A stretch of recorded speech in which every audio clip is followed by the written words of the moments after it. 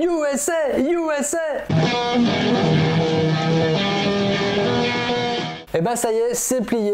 Le suspense a été à son comble jusqu'au bout. J'ai vu les conférences de presse où Trump disait non, là on a gagné, là on a gagné. Alors que non, il n'avait pas gagné, hein. Il a menti jusqu'au bout. On voit un tel aplomb que chez Sarkozy ou un garagiste. Moi j'avais des potes qui étaient à fond dedans. Ils étaient là genre ouais mais attends, j'enlève les 20 de Pennsylvanie, j'ai ajouté les 10 du Nevada, je retiens 2, je pose 9. Ah il peut gagner dans le Delaware.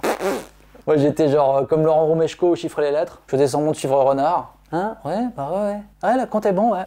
Alors c'est vrai que les règles elles sont compliquées aux États-Unis avec ce système des grands électeurs qui ont le destin du pays entre leurs mains, un peu comme François Pinault ou Bernard Arnault en France. C'est un drôle de système, tu vois, il n'y a que 2 candidats, un républicain et un démocrate, et à la fin il y en a un des 2 qui gagne. Hein, c'est totalement différent de la France où il y a un ultralibéral et un facho, et à la fin l'ultralibéral gagne. D'ailleurs on n'en parle pas, mais il y avait plein de petits candidats. Il n'y a pas 2 candidats aux États-Unis. Il y avait Kanye West qui a eu 60 000 voix. Ah mais il va reprendre ses cachets, ça va bien se passer. Et comme Kanye West, tous les petits candidats ne se présentent pas dans tous les comtés. La seule qui s'est présentée partout, dans tous les États, comme Biden et Trump, c'est la candidate du parti libertarien, Jo Jorgensen. Bon, elle faisait de la figuration, hein, un peu comme Marlène Schiappa au ministère de la Citoyenneté. À noter que Jorgensen a gagné les primaires libertariennes face à un certain Vermin Supreme, dont le programme était 10 poneys pour tout le monde. Ça aurait peut-être été bien qu'il gagne, hein. Est-ce que vous êtes pour la fracturation hydraulique? Non, je suis pour les poneys. Alors c'est vrai que mardi, on a été surpris parce qu'il n'y a pas eu de vague bleue. On s'attendait à ce que Biden défonce tout. Bon, la dernière fois qu'il a défoncé tout, il avait dû prendre des pilules bleues. Et je regardais les chaînes d'infos, hein, BFM, LCI,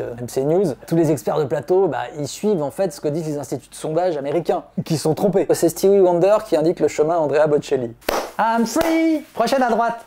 Il commençait à donner des leçons aux sondeurs américains. Genre en France, on se trompe jamais sur les sondages. C'est comme si un des Marseillais donnait des cours de français à un du reste du monde. Moi je te l'ai dit, Océane, même si tu voudrais pas te remettre avec moi, j'irai pas aller avec qu'une autre. Allez, fais-moi une gâtée. Alors c'est quand même fou de se dire que 66 millions de personnes ont voté Trump. 66 millions de personnes ont voté pour un menteur pathologique, un imbécile, un inculte, un sexiste, un type coiffé n'importe comment. Ce qui donne beaucoup d'espoir pour les chroniqueurs de TPMP aux prochaines élections. C'est le vote par correspondance qui a tout fait basculer. Vous imaginez si on votait par correspondance en France, si on faisait confiance à la poste, aux mecs qui sont même pas foutus d'appuyer sur l'interphone et qui te laissent un avis? On aurait élu Pompidou en 2017, hein. Ouais, remarque.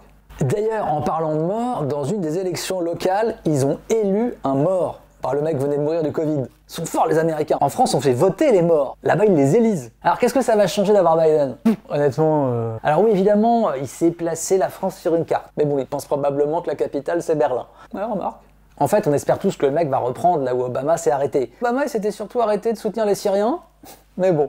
Obama, c'est quand même le seul type qui a fait passer Hollande pour un mec à principe. Puis on peut pas dire qu'il a été spécialement cool avec Julian Assange. Il a laissé croupir dans son ambassade équatorienne à Londres, après il l'a libéré chez le Manning. Comme quoi, valait mieux changer de genre que jamais changer de slip.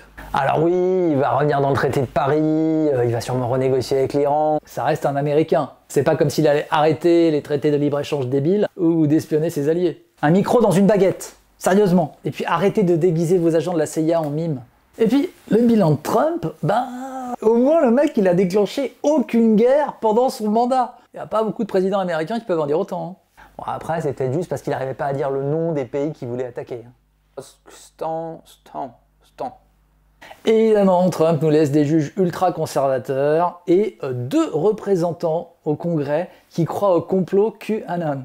C'est-à-dire, t'as des mecs qui pensent que Washington est un repère de satanistes pédophiles. Alors que tout le monde sait très bien que c'est Neuilly-sur-Seine. Voilà donc Back to 2016, qui, je vous le rappelle, a été l'année la plus chaude de l'histoire depuis le début des relevés de température, et aussi l'année où est sorti Bridget Jones 3, et il est où le bonheur, il est où de Christophe Maé. Donc on n'a pas le cul sorti des ronces.